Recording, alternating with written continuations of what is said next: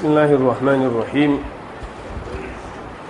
إن الحمد لله نحمده ونستعينه ونستغفره ونعوذ بالله من شرور أنفسنا ومن سيئات أعمالنا من يهده الله فلا مضل له ومن يضلل فلا هادي له وأشهد أن لا إله إلا الله وحده لا شريك له وأشهد أن محمدا عبد الله ورسوله اللهم فصل وسلم وبارك عليه وعلى آله وأصحابه ومن اقتفى أثرهم بإحسان إلى يوم الدين. من مرتبة سلكين دوسي Alhaji Dr. Nuhu Muhammad Sanusi, the Vice Chancellor, Federal University of Dutse, academic and administrative staff of this great university, Federal University of Dutse, my brothers and sisters, Assalamu alaikum wa rahmatullahi wa barakatuhu. It is my privilege to stand before you to present this lecture on this very important topic, and at this time of ours. Really, there is no time in which we need this kind of admonition like the one in which we find ourselves now.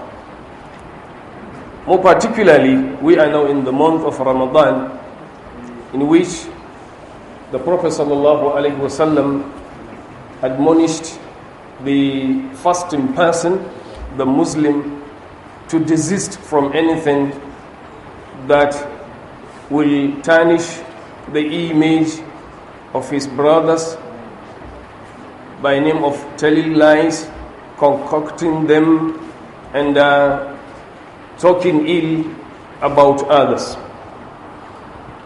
This lecture is really a privilege given to me, being the maiden lecture, Ramadan lecture, organized by NTA, Dutse, and in conjunction with the Federal University of Dutse. Really, I am impressed, and I thank the organizers for choosing me and giving me this opportunity to stand before you and present this lecture. No two people disagree that social media is an innovation so influential that it has become the strongest tool utilized by people to cause transformation in the political, social, religious, economic spheres of human life in modern society. With easier access to the internet, the voiceless have their say. The downtrodden rise to prominence. Minorities thrust themselves to positions that make them no more negligible. With the advent of the global system for mobile communication all over the world, that is GSM, communication and spread of information that used to be cumbersome, time-consuming, and to some extent impossible, became the easiest and most widespread phenomena the human being ever experienced.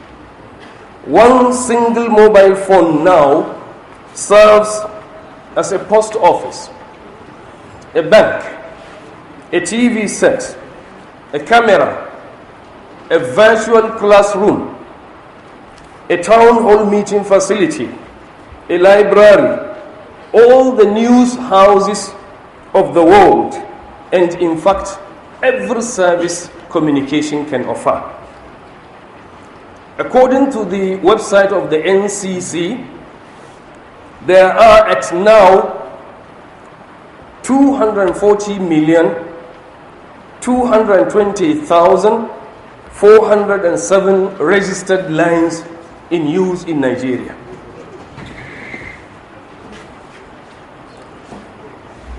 Added to this, the global clamor for freedom of speech, freedom of expression, is being utilized negatively such that everyone interprets that freedom in a manner that suits him and gives him the chance to generate and spread his kind of misinformation, malinformation, and disinformation, as I'm going to explain the meaning of these things.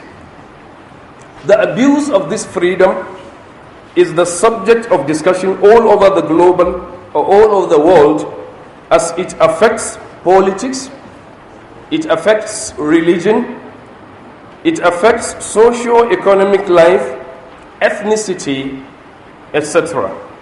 Lies are made to appear as normal, decent, and true story. Vile, hostile, and hateful comments dominate the social media, and dangerous exchanges between individuals and groups engaged in a discourse are the order of the day. For the faithful, that is the Muslim, to know the Islamic stand on these negative aspects of our life is very imperative, especially now that we are in Ramadan, in the month of Ramadan, the fasting of which is a pillar of Islam, and during which the Prophet ﷺ made it prohibited for the fasting Muslim to utter false statements, false testimony, engage in backbiting others, and other vulgar statements. We now come to the topic, fake news and hate speech. Before delving into the Islamic position on these terms, we need to look at the terms themselves, both in construction and in terms of their technical import. As it is said in Arabic, al-hukmu ala shay'i far'un an tasawwurihi. Passing judgment on something depends on how you perceive and you conceive it. We talk now on fake news. What is fake news? The word fake news indicates, or fake, before we go to fake news, the word fake in itself indicates a person or thing that appears or is presented as being genuine but is not. Fake news is therefore any item of news, any caption, any headline, detailed content and body of news that is posed by the originator to be regarded as genuine while in reality it is not. Technically, therefore, there are different definitions given to the term fake news, even though some writers believe it to be a non-conventional term. That is, it is only in later dates that it has been co-opted to be used. Otherwise, conventionally, it is not a well-agreed upon term that is used either in journalism or in politics or in any other sense. In the New York Times of April the 3rd, 2017, it is said, fake news, a neologism to describe stories that are just not true, like Pizzagate, and a term now co-opted to characterize unfavorable news, has given new urgency to the teaching of media literacy. So all of us need media literacy, either in the field of journalism or in the public arena. Whenever somebody is going to speak, you need to learn how to speak. So as Muslims, more especially, we are in a better position to know that it is not allowed for somebody to enter into this kind of thing. Using the term fake news increased by 365% from 2016 when it was used by the US president. When he mentioned fake news, then it was taken from that time to this time. It has been used, its usage has increased by about 365%. This is mentioned by the Guardian. The widespread untruth are either, as put by Claire, one of the writers on this topic, in her effort to avoid using the word fake news. She mentioned that there is disinformation, misinformation, malinformation. It is disinformation if it is false and deliberately created to harm a person. It is called disinformation. Something that is false and deliberately created to harm a person, a social group, organization, or a country. Misinformation, on the other side, it is information that is false but not created with the intention of causing harm. It is called misinformation. While malinformation is information that is based on reality used to inflict harm on a person, social group, organization, or country. This is malinformation. There are many types of fake news. I don't want to delve into that deeply because my specialization is not that, and I am only to speak on the Islamic position on this. And before I go further, we need to know that when we say fake news and hate speech, when we come to talk about the ruling of Islam on them, I don't think we need any deep research, because from the name, from the title, from the nomenclature given to these two titles, they are all not allowed in Islam. Because the first thing is to talk about something that is fake. Whatever is fake is muzayyaf, kadhib, that is in Arabic. Muzayyaf, something that has been concocted, not real. That is the meaning of fake. And according to the teachings of Islam, you don't need to go deep in order to understand that this is haram in Islam. But considering the nature of the lecture, we need to talk about the basis of the thing in order to give a clear conception of the idea before we give the ruling of Islam on them. What are the negative impacts of fake news?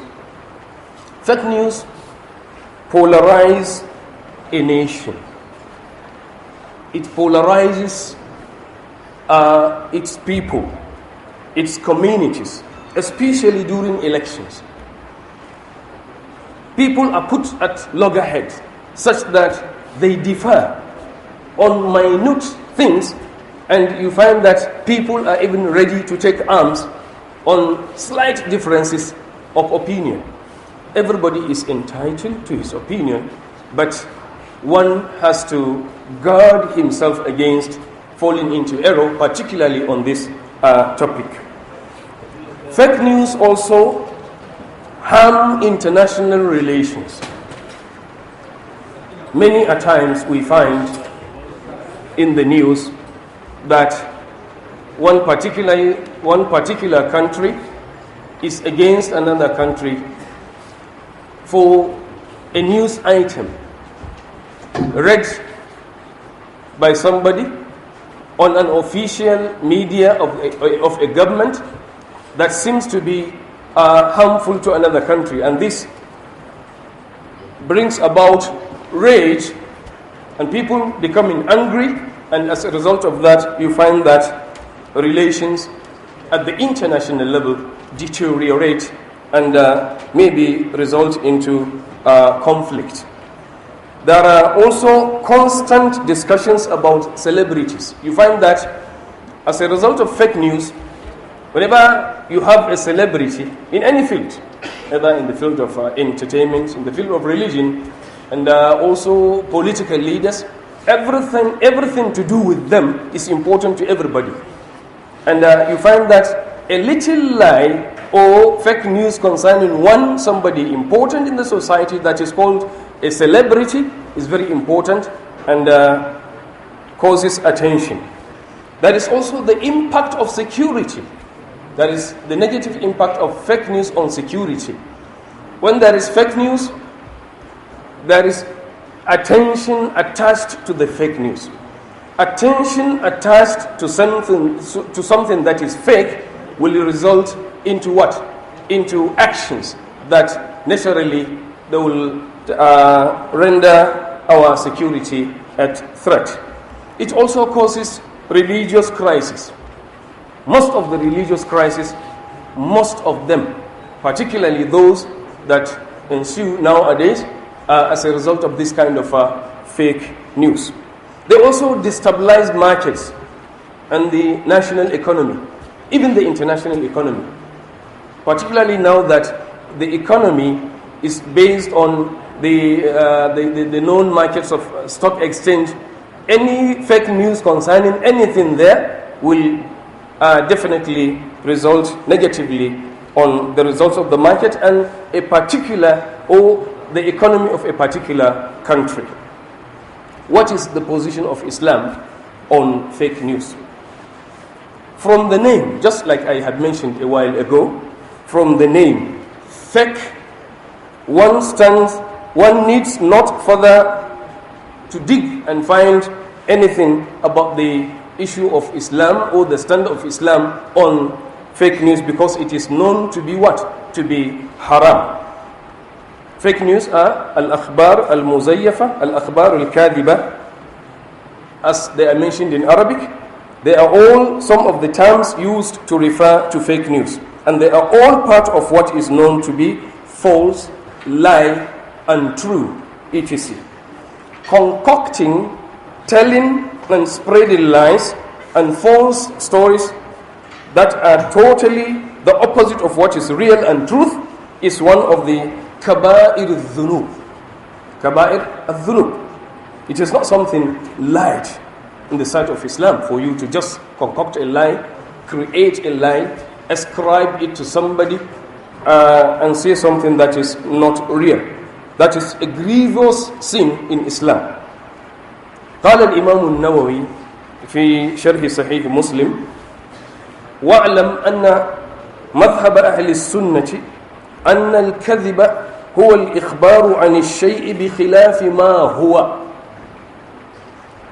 تعمدت ذلك أم جهلته لكن لا يأثم في الجهل وإنما يأثم في العمد.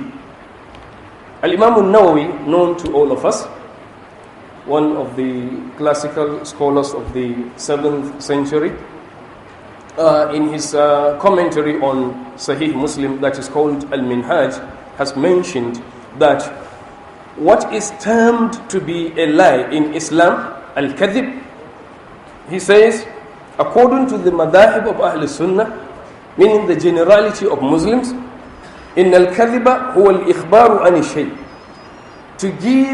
to talk about something, to give information about something, bikhilafi ma huwa, as against what it really stands for, the opposite of al-haqq, the opposite of reality and truth. That is called al-kadhib.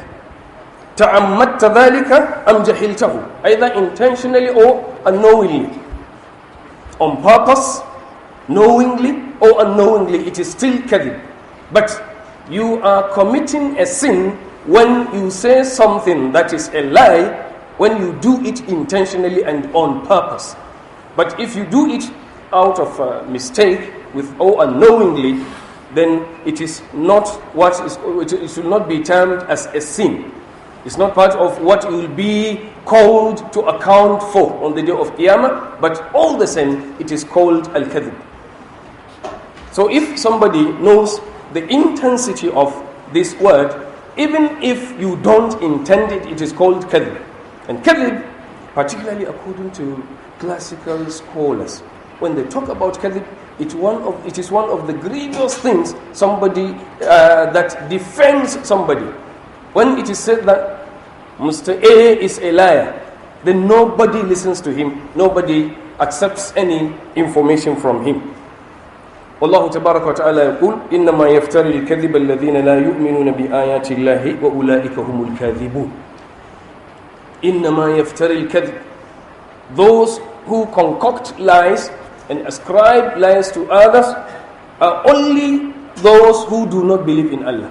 وَأُولَٰئِكَ هُمُ الْكَاذِبُونَ, and these are liars. This is the address given by Allah subhanahu wa ta'ala in the Quran for every liar. So when we talk about fake news, in this sense and in this context, as a Muslim, you look at what Allah has said in the Quran, what the Prophet ﷺ has said in the Ahadith. What is the rule on telling a lie? Don't say that, okay, in politics, it is allowed for us to use this kind of style in order to talk against our opponents. No, politics is part of life. Part of your life as a Muslim is to conduct yourself according to the teachings of Islam. You don't say that if I am a politician, then I will only act, speak according to the style of politicians that is being used. No, you are going to be called on the day of Qiyamah to account for whatever action that you have committed.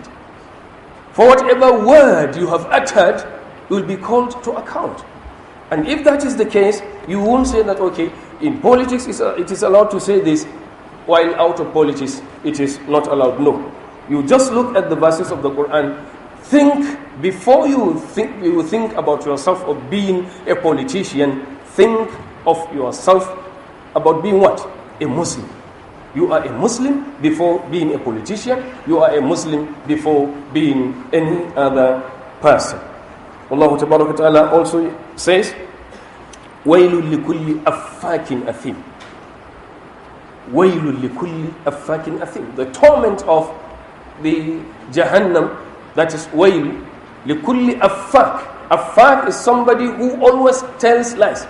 It is sigatul mubalagha, somebody who constantly says lies. He is known to be a liar. He speaks lies. He acts upon lies. That is affak. And a theme, a very deep sinner, somebody who is a sinner, a well-renowned sinner. Allah Ta'ala has, there are many other verses. هل أنبئكم على من تنزل الشياطين تنزل على كل أفاك أثيم يلقون السمع وأكثرهم كاذبون. Most of them are liars. وقال سبحانه وتعالى لولا جاءوا عليه بأربعة شهداء. This is in context of the issue of Aisha رضي الله تعالى عنها, on the issue of al-ifk. فإذ لم يأتوا بالشهداء فأولئك عند الله هم الكاذبون. What is greater than a situation where Allah describes somebody as being a liar?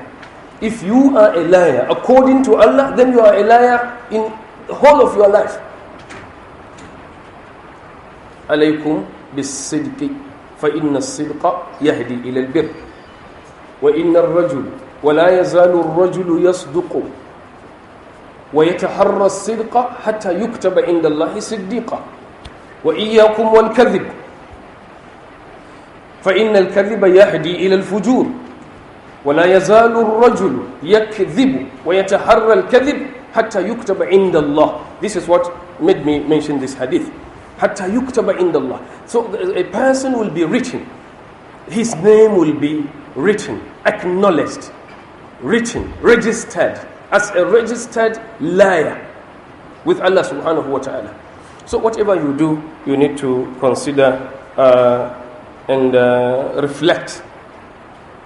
Even after the action, in retrospect, you think about it and regret and ask Allah's forgiveness. Allah subhanahu wa ta'ala also says, أَلَمْ تَرَ إِلَى الَّذِينَ نَافَقُوا يَقُولُونَ لِإِخْوَانِهِمُ الَّذِينَ كَفَرُوا مِنْ أَهْلِ الْكِتَابِ لَئِنْ أُخْرِجْتُمْ لَنَخْرُجَنَّ مَعَكُمْ وَلَا نُطِيعُ فِيكُمْ أَحَدًا أَبَدًا وَإِنْ قُوتِلْتُمْ لَنَنْصُرَنَّكُمْ وَاللَّهُ يَشْهَدُ إِنَّهُمْ لَكَاذِبُونَ. There are many verses in the Quran talking about al-kadhib. We don't need to go into each individual verse. Let's go to the ahadith. Some of the ahadith talking about al-kadhib. عن أبي هريرة رضي الله تعالى عنه عن النبي صلى الله عليه وسلم. You know the famous hadith, Ayatul Munafiqi Thalath. The sign, the alama with which we know somebody who is a munafiq are three. The first one is what? إذا حدث كذب. Whenever he speaks, he tells lies. He speaks something that is not the truth. This is one thing, or one of the signs by which we know somebody who is what? A munafiq. Although, according to the ulama, when they say munafiq, here, nifaq is divided into two. There is an-nifaq al-akbar and an-nifaq al-asghar. An-nifaq al-akbar is like that of Abdullah ibn Ubay ibn Salul, the leader of the munafiqin in Medina, who conceal kufr in their minds while openly they profess Islam. But all these people are what? They are kuffar. They are not Muslims. But here, according to this hadith, whoever is a liar is a munafiq, but an-nifaqul asghar, meaning that he is one of the people who are under wa'id. Allah subhanahu wa ta'ala has promised to punish these people. So it is what? It is an-nifaq al-asghar. He is not a kafir, he is a Muslim, but a fasiq. Nas'alullah salamata wal afiyah. In another hadith, the Prophet sallallahu alaihi wasallam said, كَفَى بِالْمَرْءِ كَذِبًا أَنْ يُحَدِّثَ بِكُلِّ مَا سَمِعَ. This is more important and more relevant to our topic now. كَفَى بِالْمَرْءِ إِثْمًا. It is enough sin for somebody أَنْ يُحَدِّثَ بِكُلِّ مَا سَمِعَ, that he must give a story, he must pass information about whatever he knows, whatever he hears from people. Whatever he hears from anybody, he will just pass it on to other people. Just like our life now. Most of our youth, they receive information through this social media, through WhatsApp, through Facebook, and any other, and immediately, without checking, without making sure about the authenticity, and about the negative effects. What are the benefits of passing that information? You will just pass it to somebody, and it may generate negative impacts such that we have mentioned a while ago. There are other hadith. Umar ibn al-Khattab. Let me just leave the hadith like this and go to Aqwal al-Salaf, the statements related by or reported from as-Salaf al-Salih, as-Sahaba and at-Tabi'un. Umar ibn al-Khattab, and all of us know who is Umar. He says that لأن يضعني الصدق وقل ما يضع أحب إلي من أن يرفعني الكذب. For me to be raised or for me to be humbled to a lower position by speaking the truth is better for me than to be raised to a lofty position by speaking kadhib, a lie. This is a statement by Umar ibn al-Khattab. And he says, وَقَلَّ مَا يَضَعُ, meaning that whenever you speak the truth, you will never be humbled to a lower position. You will always be raised. So try and speak the truth and only the truth in your life. Abdullah ibn Mas'ud radiyallahu ta'ala says, أَعْظَمُ الْخَطَايَا الْكَذِبِ. The grievous thing, the most grievous thing or sin in the life of a human being is what? Al-kadhib. To say a lie, to speak a lie, to pass on information which is a lie. Wallahu al-musta'an. وروي عنه أيضا, that is Abdullah ibn Mas'ud, he said, الكذب لا يصلح منه جد ولا هزل. Whether you are serious or not serious, you are jesting, you are joking, or you are serious, it is all kadhib. So it is not for somebody to say that, okay, I'm not serious, I'm just playing, I'm just joking. Once it is kadhib, it is kadhib. So you should avoid telling lies in whatever sense. There are other things mentioned by the ulama. I think it will take a lot of time to go because we have to talk about hate speech. what you should do as a Muslim when you hear, or how do you deal with lie? How do you deal with fake news? Whenever you are confronted with an information, what are you expected to do as a Muslim? What is expected of you? First of all, avoid listening to and accepting fake news. Ya ayyuhalladhina amanu in ja'akum fasiqun binaba'in fatabayyanu. Fatabayyanu means what? Fatathabbatu. Check. Ask. Dig into the originality and the genuinity of the words that came to you. Don't act upon anything until you ask, what is the origin of this information? For example, now somebody will forward to you a message containing an information detrimental to an individual or the society or anything. What you are expected to do first is to take your phone, call that particular person by phone, or you ask him in writing through SMS, or in the same way he sent through WhatsApp, or any way. You ask him, what is the origin of this information? Who sent you this information? This is your first wajib as a Muslim. But please, do we do this now? Who does that? Most of us just pass it. When they ask, somebody only sent it to me, I also sent it to you. If not for the fact that the security agents, although there is law, all of us are aware that there is law now in Nigeria, that whoever initiates, whoever is the originator of an information that resulted in causing havoc in the society will be responsible. But the issue is that not always the security agencies are, I won't say that are not doing what they should do, but usually they are lax in this. Otherwise, there are many things that happen, particularly during politics, at the height of the days of elections. Look at what we have experienced just recently, 3 months ago, during the time of the previous general elections of 2019. Some writers have said that there were more than 4,000 to 5,000 fake news that passed through the days of election.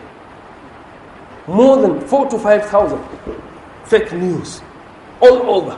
Everybody reads anything new, particularly at the days of the collation and the announcement of results. What happened? Everybody is saying what comes his way and what he got from another person. So our law in Islam is what? Ya ayyuhalladhina amanu in ja'akum fasiqun binaba'in fatabayyan. If a fasiq comes to you with a story, an information, fatabayyanu, check, make a research, ask, dig, find the origin, the genuinity of the story. And tusibu qawman bijahal, for fear of the fact that you may harm other people unknowingly. You may harm other people unknowingly. Who among us is acting upon this verse? Mostly we do not. We just accept. In fact, I have seen some writers have been able, through this research about this lecture, to go through hundreds of websites and writings about this. I'm just trying to join what I was able to put together for the benefit of this lecture. Otherwise, it's very bewildering. It's very terrible and dangerous, what I have seen. If care is not taken and something is not done forcefully and to enforce these laws about fake news, then we don't know how our society will degenerate into. Secondly, never take a stand on anything based on a news item given, even if it is true. Even if it is true, don't take action based upon that information. Because there are two things here. Listening to the information, accepting the information, if it contains an act, condoning the act, passing on the information to others, and then if it has something to do directly with you, you take action. So don't take action on anything based on information you get from anybody, even if that information is true. It may be taken out of context, because not every true information is put within the same context that is intended to. So we should be very careful in this respect. And thirdly, it is part of Isha'atul Fahisha. The spread of fake news, it is part of what? Isha'atul Fahisha. Allah subhanahu wa ta'ala has warned us against spreading, disseminating information that is called fahisha. Inna alladhina yuhibbuna an tashi'a al-fahishatu fil ladhina amanu lahum adhabun alimun fid dunya wal akhirah. What is so intense like this? Allah is saying that those of you who are or who love that al-fahisha should be disseminated, should be spread among the mu'minun, lahum adhabun alimun, they have torment of Jahannam on them, fi dunya wal akhirah, another torment here, and that of Jahannam on the day of Qiyamah. For what? For delving into this kind of thing and indulging into Isha'atul Fahisha. Another thing that you need to do is to refer any information to those in authority.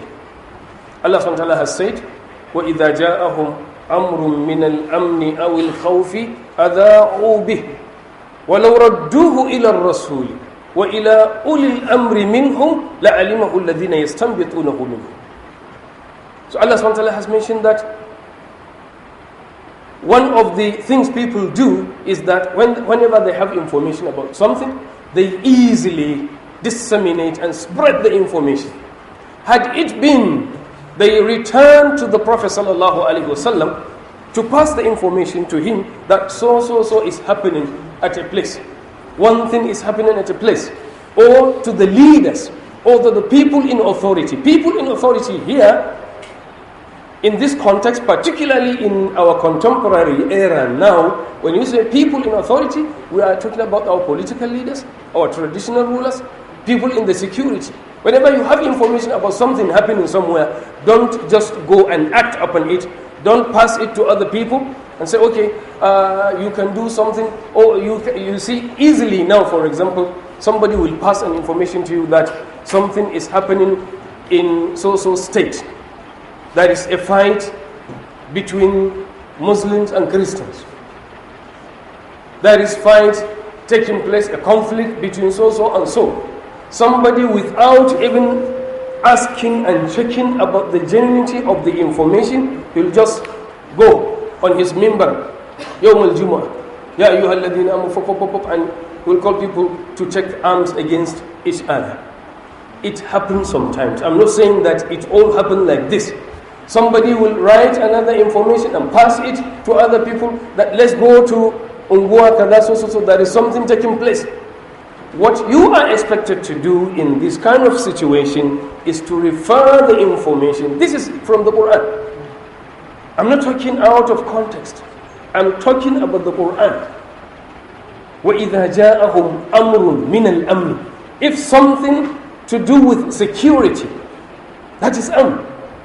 Anything to do with security should be referred to either the Rasul at the time of his life, or to who? To people in authority. When you are in the university, for example, something happens somewhere, either within the campus or within the city of Dutse, what you are supposed to do is to tell the authorities, the immediate authorities you live with, that is the university authorities, before anybody. Allahul Musta'an.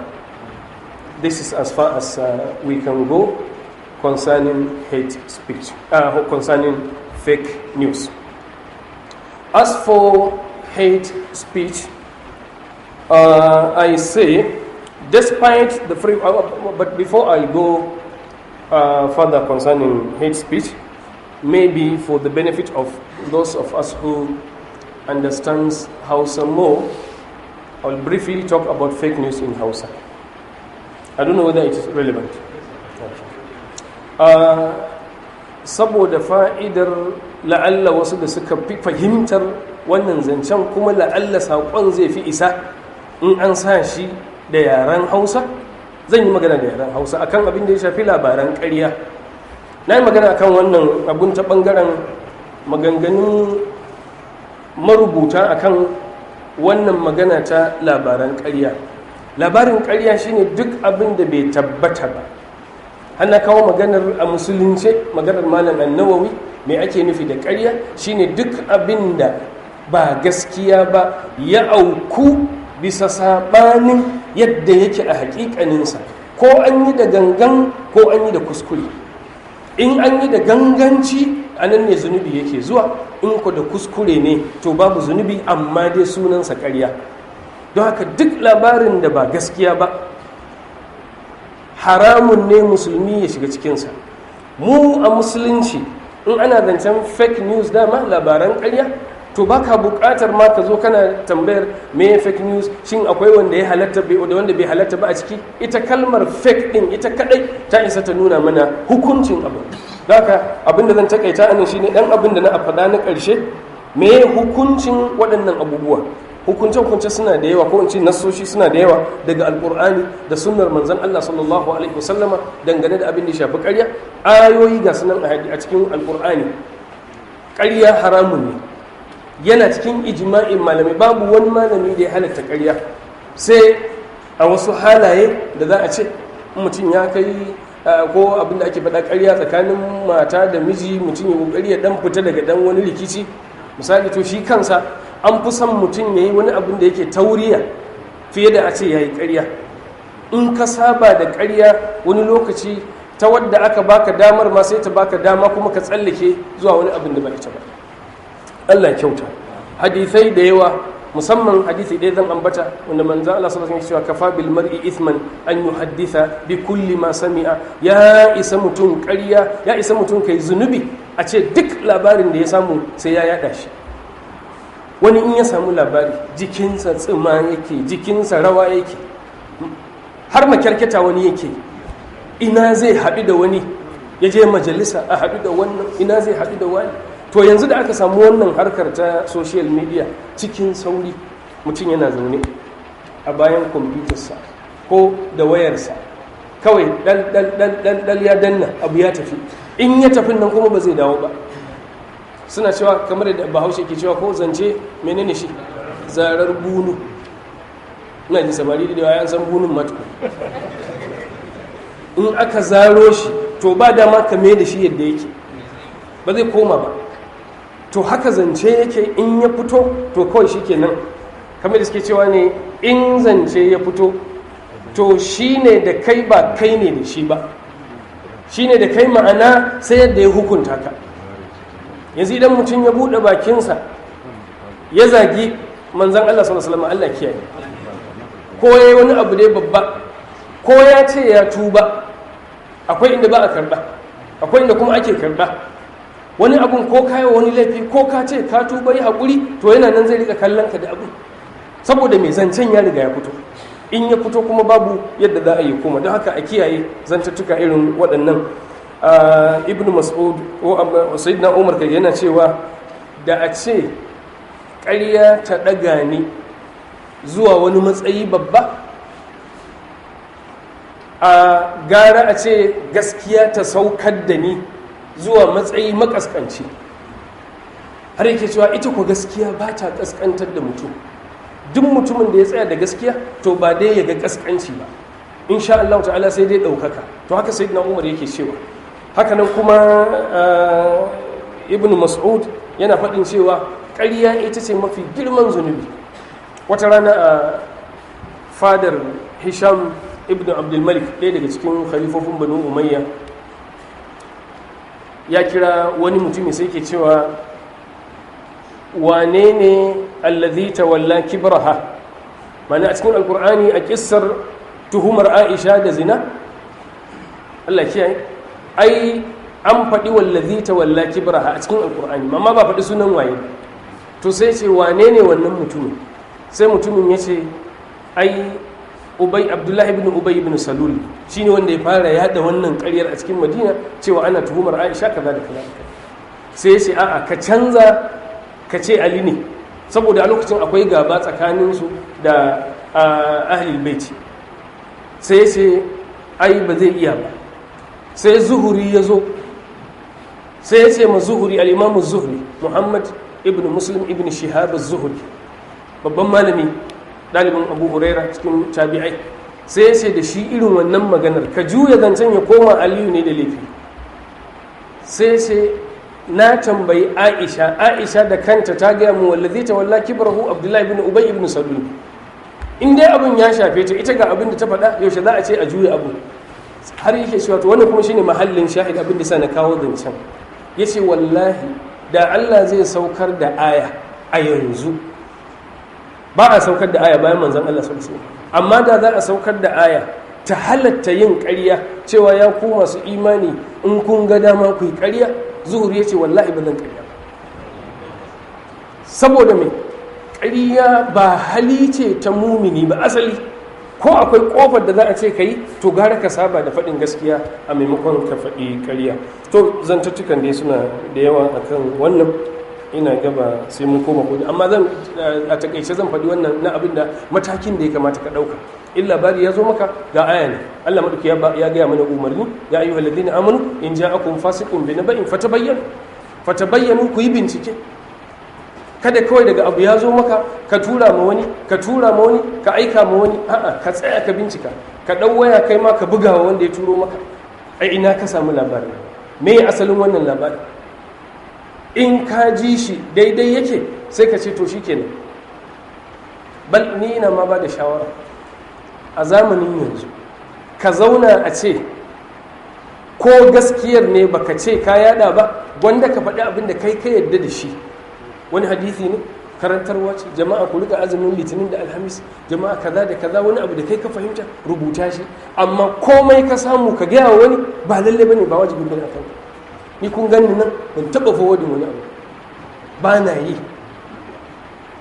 abinda na yadda da shi zan faɗa amma haka kawai ka yada wani to zai iya zama maka matsala wata rana kuma duk abin da ya zo maka me ya kamata ka yi in ka samu kada ka ɗauki mataki akan abin da ke cikin wannan labari ko da gaskiya ne an aiko maka labari ko ka samu labari wane yayi kaza to ka ji kawai ka kyale shi ko gaskiya ne to karka ce za ka ɗau mataki in ya shafe ka bari ka je kai wani abu ko ka gaya ma wani ko ka je ka gaya ma wannan da zai wani abu ko a kai ƙara ka saurara tukuna sannan wannan yada labaran ƙaryar yana da alaƙa da yada alfasha a cikin al'umma a guje shi sannan abu na ƙarshe dangane da matakin da za ka ɗauka duk abin da ya shafi security zaman lafiyar mutane ta da hankali rikici zai iya aukuwa to ka gaya ma shugabanni mun matsalar mu a zamanin yanzu rena shugabannin sai ka zana shan an faɗa ma me za a yi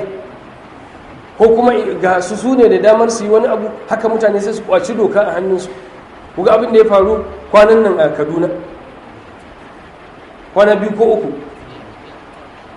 an zo an ga wasu mutane kawai sai aka tuhumi cewa masu kidnapping ne kafin aje ko ina an kashe mutum 2 a wuri saboda mutane an tsorata an firgita kuma ba a yadda a mayarwa security forces aikinsu ba in an yi sakaci ba kai ne da laifi ba amma abin da ya biyo ta kana da damar da za ka yi wani abu to daga shi ka kai ma shugabanni ko shugabanni na siyasa chairman na local government gwamna na jiha shugaban kasa duk wanda kake da access da shi sarakunan mu a kai musu security in kuna da alakar da za ka iya kaiwa 'yan sanda ka gaya musu an ɗau mataki alhamdulillah ba a ɗauka ba ka fita amma in kai ka ɗau mataki ko ka haɗa samari a ce a je a yi wani abu to ka ta da hankali kuma ya saba ma wannan nassi na alƙur'ani wa idza ja'ahum amrun min al-amni aw al-khawfi adha'u bihi haka Allah ya faɗi idan wani lamari na security na abin da ya shafi zaman lafiya ya zo musu daga sun ji labari adha'u bihi sai ga suna ta yadawa walau radduhu inda sun mai da shi ilar rasuli zuwa ga manzo sallallahu alaihi wasallam wa ila ulil amri minhum, da kuma zuwa ga shugabanni ma'abuta jagoranci a cikinsu, la'alimahu alladhina yastanbitunahu minhum, da waɗanda za su san wannan ciki da wajen labarin sun iya feffeɗe shi su fidda abin da ya kamata a yi, amma ba kowa ne ya iya dealing da information ba. Ya ƴan uwa musulmi, harkar shugabanci wani abu ne very delicate, wanda baya jagorancin mutane bai sani ba. In ba mu mai da hankali ba dangane da abin da ya shafi yada jita-jita da zantattuka, to yana cikin sababin da zai jawo lalacewar wannan al'ummar da halakarta. Yanzu kuma ana nema akai wani babban matsala, rashin yadda da shugabanci. Ba goyon bayan mai shugabanci yake yi nake ba, amma ina faɗa abin da shari'a ta tsara ne dangane da girmama masu shugabanci ta ɓangaren aikinsu. Duk abin da ya shafi zaman lafiya, to ba aikinka bane a matsayinka na individual, aikin waye? Aikin shugabanni ne. In sun yi daidai, Allah ya sani kuma zai ba su lada akai. In sun yi ba daidai ba, za su tsaya gaban ubangiji ran kiyama kuma za a yi musu hisabi. Allah kuma yana ganin kowa, amma in kowa zai ce zai dau mataki a hannunsa, to ba za a zauna lafiya. Allah sa mun fahimci abu. Wannan ina ga ya wadatar dangane da wannan. Akan abin da shafi hate speech, on hate speech, despite the frequency of hate speech in recent years, there is no universally accepted definition of what is called hate speech. Everybody calls his side of the story when somebody speaks against him to be what? Hate speech. And it depends who says it, and it depends who you are.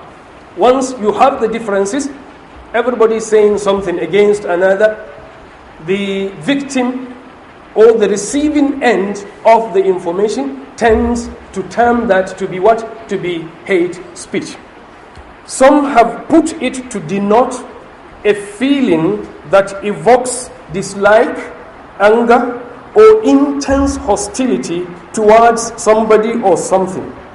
It denotes the extreme negative feelings and beliefs held about a group of individuals or a specific representative of the group because of their race, ethnicity, religion, gender, or social orientation. Although here I have some reservations, because usually when they mention this sexual orientation, they are talking about the rights of the same-sex marriage proponents, people who engage into same-sex marriage. That is why they include this kind of statement here. But the others I have mentioned, it is real that anything that defames a race, ethnicity, religion, or a geographical concentration, this is from so-so-so state, this is from so-so local government, the people of this local government don't like this people of this local government, they incite others against each other. This is all what? Part of what is called hate speech. Accordingly, they say, hate speech will be understood as covering all forms of expression that spread, incite, promote, or justify racial hatred, xenophobia, anti-Semitism. This is also something that we have reservation on this. Because according to the Jews, anybody saying anything about Jews is called what? Anti-Semite. They also speak ill against others. We have Islamophobia. Many people speaking about hate speech don't even include this. Only some percentage, even among the Muslims, have the audacity to even mention that Islamophobia is something that needs to be tackled and taken care of. We as Muslims, we are exponents of justice. We call to justice, we profess justice, we call others to exemplify all teachings of justice. It is not allowed for a Muslim to speak ill about another religion. وَلَا تَسُبُّوا الَّذِينَ يَدْعُونَ مِن دُونِ اللَّهِ فَيَسُبُّوا اللَّهَ عَدْوًا بِغَيْرِ عِلْمٍ. This is a verse of the Quran. calling the attention of Muslims that they should not abuse, they should not speak ill of the deities and idols of other people, for fear of the fact that these people may go and abuse Allah subhanahu wa ta'ala and His essence. And as a result, you find that the Muslim is the originator, the perpetrator of this crime. He is the person that caused somebody to abuse Allah subhanahu wa ta'ala because he goes beyond the limit that has been given. So as Muslims, we should learn that we should not speak ill of others, and we should respect, at least. When you say respect, it doesn't mean that you approve ideologies. It doesn't mean that you approve aqaid, that is the creeds of others. When you respect a non-Muslim, it does not mean that you have become or you have approved the religion he professes. No, you respect him as a human being. You respect him as a member of that same plural society you live within. Because we live in what? In a plural society. In plural societies like the one we live in, you cannot say that nothing will be seen but Islam. So also the non-Muslims do not have the right to say that nothing will be seen, nothing will be professed but their religion. No, everybody has his right according to the laws of the land, at least. What we want is for everybody to be a Muslim, but we don't have that ability, and we cannot force people to be Muslims. As such, we must learn to live with each other in peace and mutual respect. By the word respect, I have mentioned, it doesn't mean that you should condone or approve any bad ideology or religion, including intolerance expressed by aggressive nationalism, ethnocentrism, discrimination, and hostility against minorities, migrants, and people of immigrant origin. These are people, usually these terms are mentioned in the West, talking about immigrants. But here now, the better example of a plural society all over the world is this country of ours. You know, maybe even better than me, that Nigeria is the most populous country in Africa, but concerning the number of different ethnicities we have, the religions we have, there is no country like Nigeria.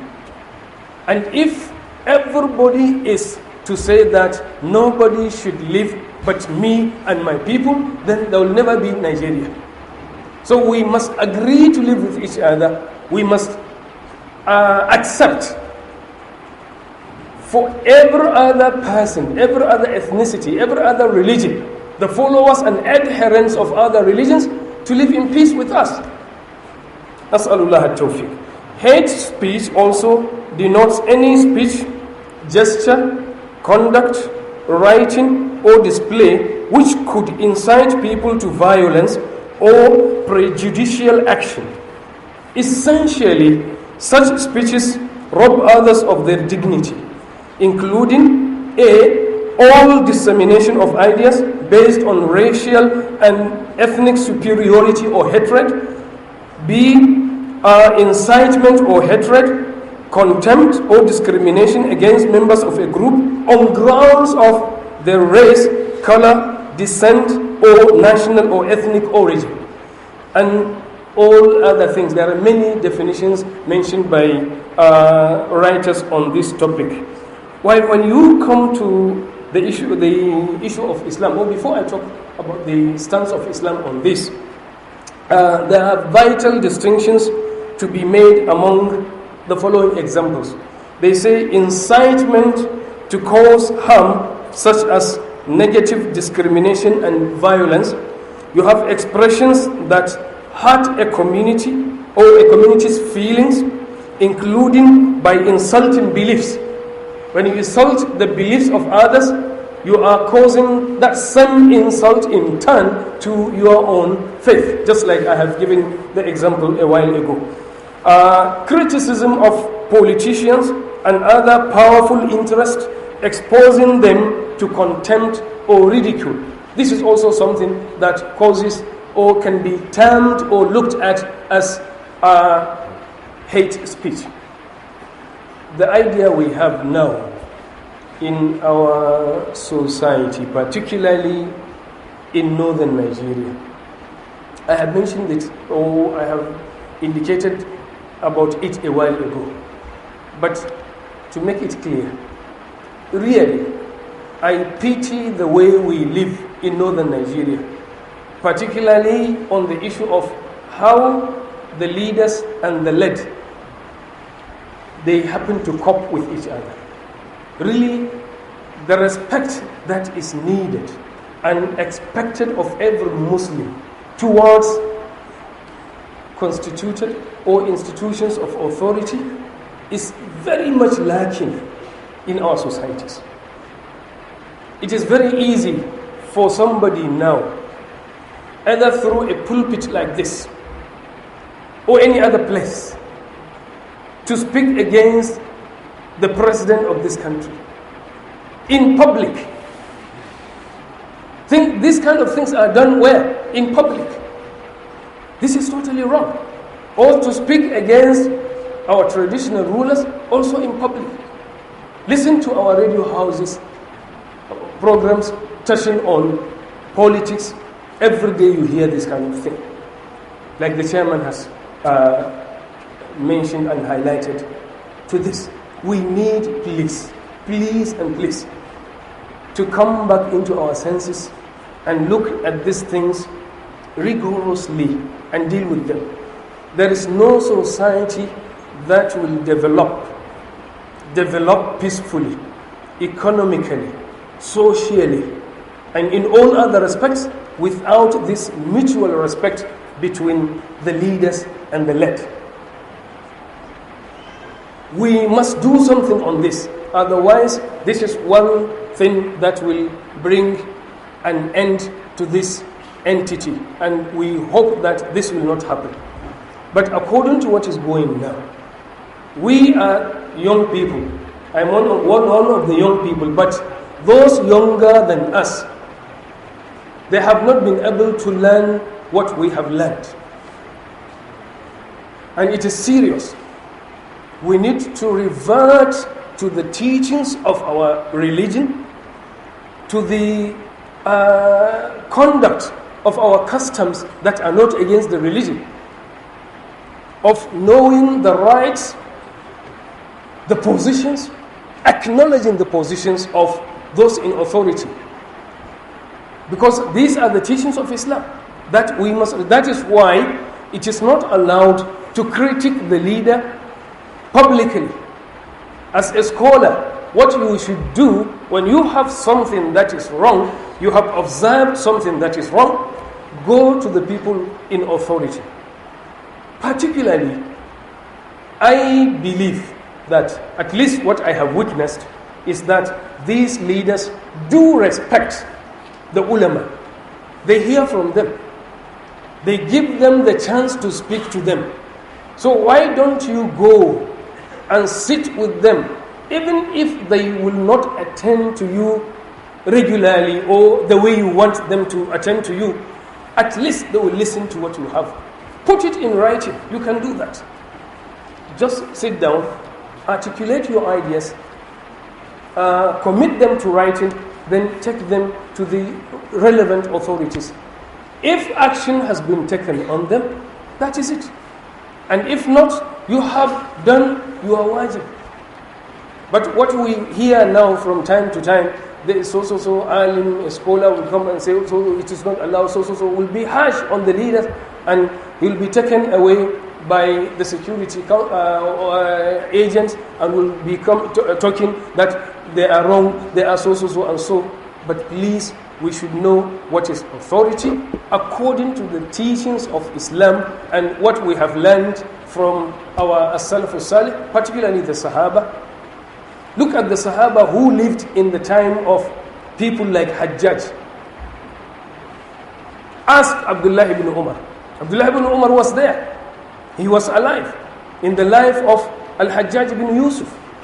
who on a single day inside a mosque, he desecrated the mosque by killing 80 people in a mosque at a time. It was during his time that even part of the Kaaba was destroyed. But all the same, when Hajjaj was leading the prayer, Abdullah ibn Umar was one of the Ma'mun. He will say Allahu Akbar behind Hajjaj. And when somebody spoke to him at that time, he will say, we were not taught to go against the authorities. We must learn these values and understand that democracy is something and the teachings of Islam is something else. We need to learn both.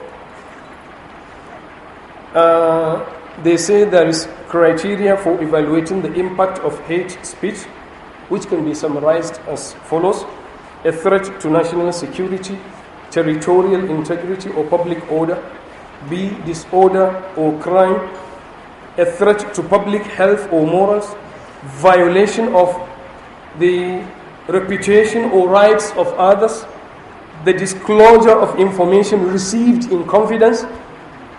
When something is given in confidence, keep it in confidence.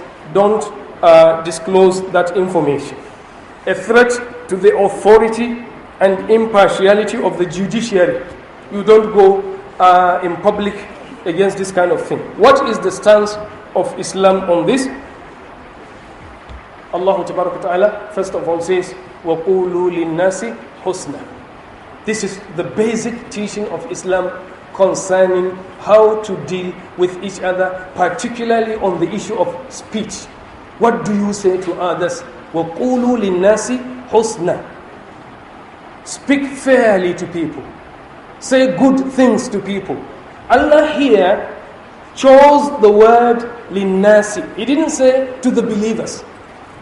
Allah did not say وَقُولُوا لِلْمُؤْمِنِينَ وَقُولُوا لِلْمُسْلِمِينَ حُسْنًا. But he said وَقُولُوا لِلنَّاسِ. Say to people, all people, regardless of religion. Even if they are not Muslims, say good things to them. Say good things to them. Another thing is justice to all. Be just.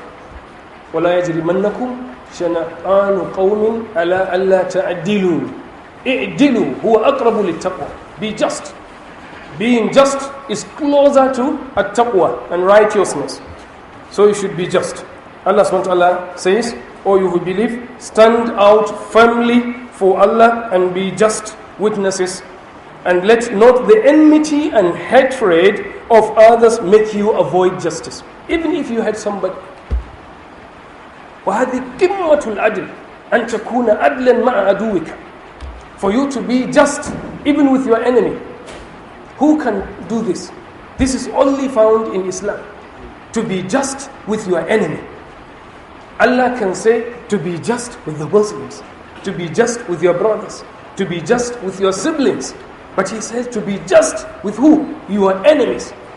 Because one of the most difficult things for the human being is to practice justice to somebody he dislikes. So Allah is teaching us that we should be just even to our enemies. Allah SWT has mentioned a lot. I think I need to stop here, over an hour. At least I have given a highlight about the topic, and I don't want us to go beyond this length considering the time of Ramadan, and we have other commitments to attend to. I think I have to stop here. I ask Allah subhanahu wa ta'ala to guide us to what is right in all our conducts, in all our endeavors, in whatever we say, in whatever we do. Wassalamu alaikum wa rahmatullahi wa barakatuh.